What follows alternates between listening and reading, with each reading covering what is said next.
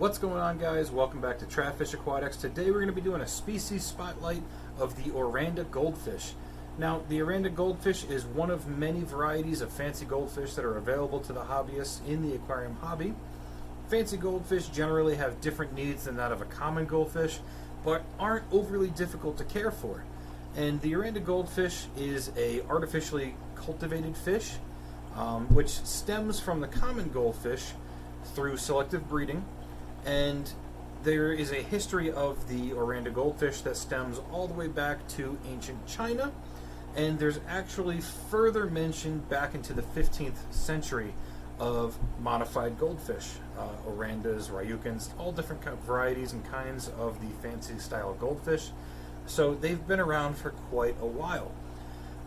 The scientific name of the Oranda Goldfish is the Crassius auratus, which is the Oranda Goldfish. Traits of the Oranda Goldfish, generally they have a cap on the head, which is called the wen, and it's very distinctive of the Oranda Goldfish to have this feature. But it doesn't usually develop until about 2 years of age, depending on genetics, of course. Some will develop a little sooner, some will develop a little bit later.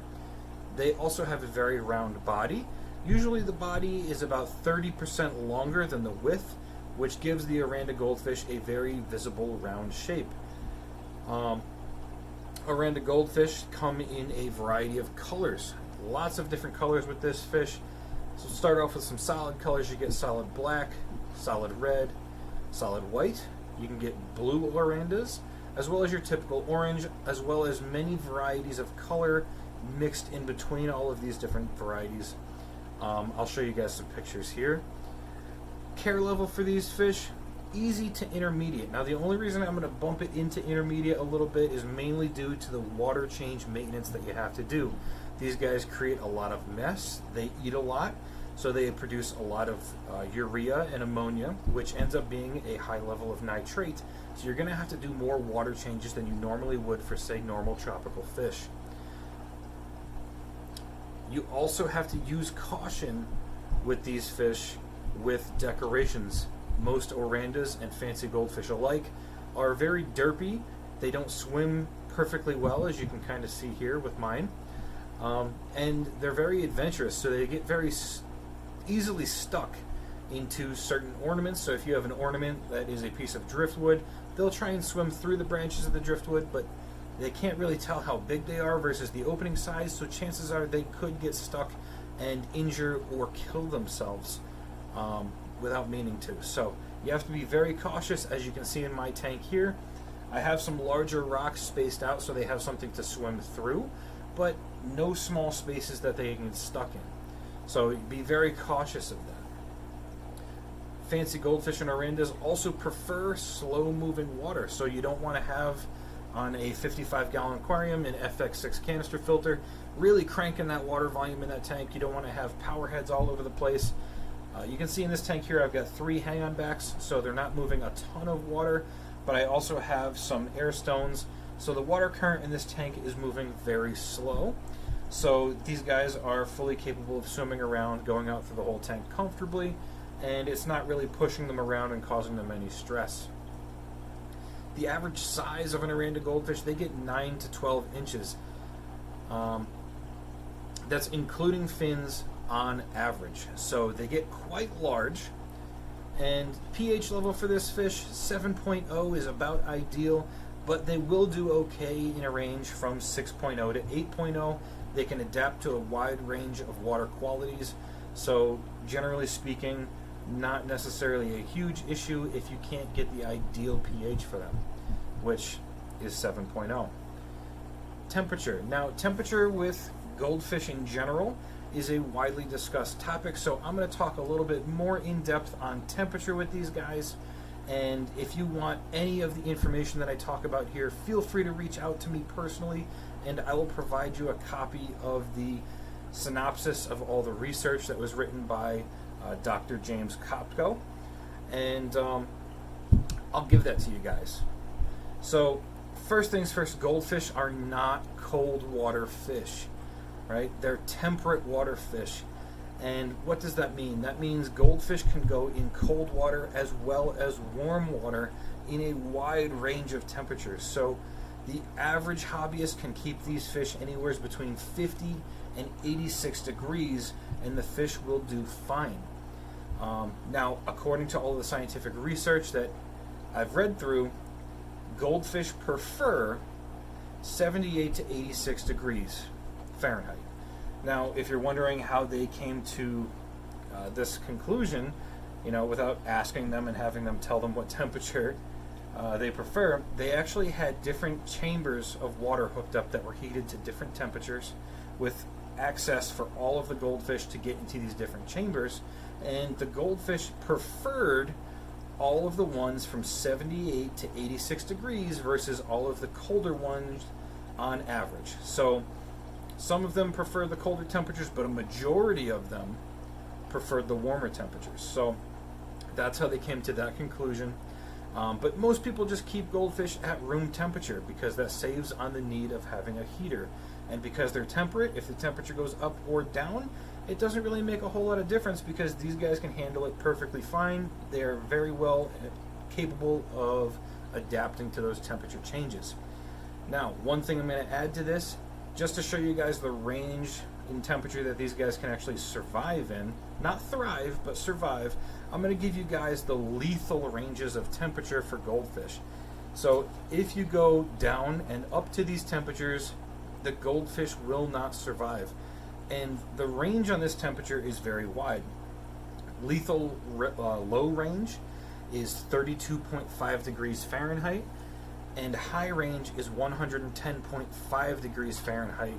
Now that's according to the Ford and Berdinger study back in 2005. So like I said, if you guys want to see any of this scientific research at all, let me know, and I'll try to get you a copy of this report done by Dr. James Kopko. So moving on from temperature, temperament of the goldfish, extremely peaceful, right? Adventurous, dopey, so use caution with decor, like I said before.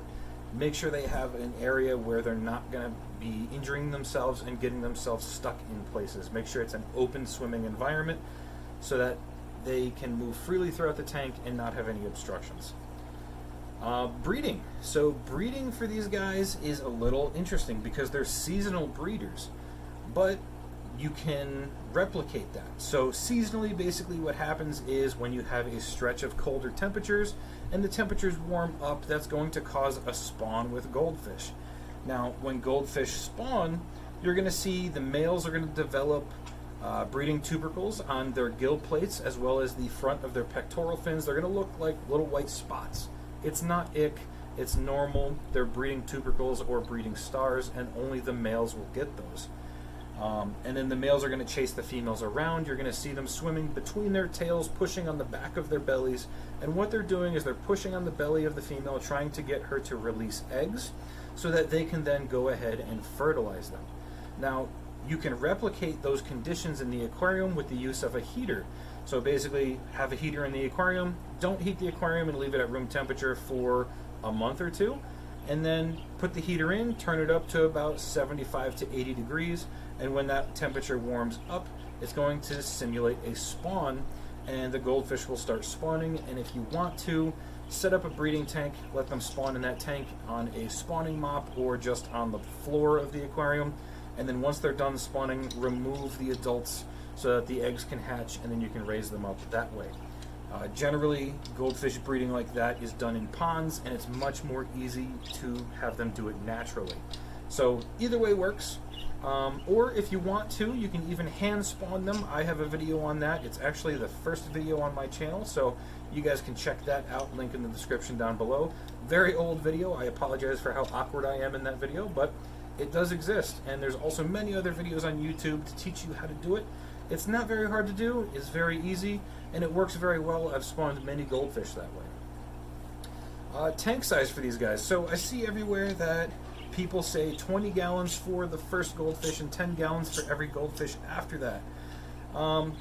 Personally, I don't feel like that's enough space. I'm going to put a picture right here of my biggest Oranda goldfish I ever had in a 20-gallon high aquarium. And as you can see, there's not a lot of room for him to move around. I would not house a fancy goldfish, especially the Orandas, because they get quite large, in a 20-gallon aquarium. Bare minimum, and I'm talking bare minimum, 29 gallons, right, for the first fish. You're better off getting a 40 if you're going to keep one big one, maybe two, right? If you're keeping up on your maintenance, you can do two. 55 gallon, 2 to 3, 75 gallon, 3 to 4, 125 gallons, 6 to 7, something like that, right? That's what I have in here, for them to be healthy and happy. So use caution on tank size with these guys. They produce a lot of waste. They get very big. So go bigger than you think you need for Oranda goldfish. Tank mates. Almost any other fancy goldfish is going to get along great with Oranda goldfish. As you can see, I have in here with a black moor and a ranchu. I did have other goldfish in here too, but I have the tank space. They got moved around, so that's where they are right now. What you see is what I have in here currently.